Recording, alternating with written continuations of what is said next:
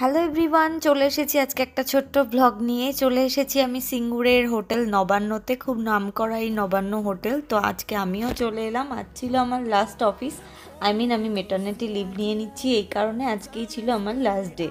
তো এই দেখো হোটেল নবান্ন, আমার কিন্তু প্রথমেই আসা এই নবান্নতে। জানি না এখানের খাবার দাবার কেমন, তবে রাস্তার পাশে এই যে গেছিলাম 4 হুইলার করে, তো এদিকে গাড়ি পার্কিংয়ে রাখা আছে।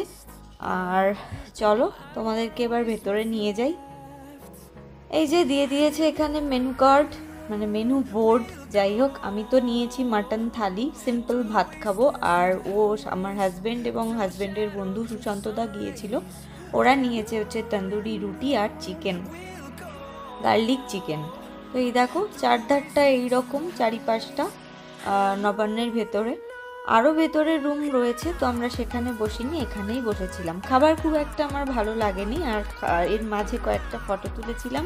জাস্ট এইটুকুই আজকে ব্লগ দিলাম। ভালো লাগলে please like, comment and share করো। Bye by.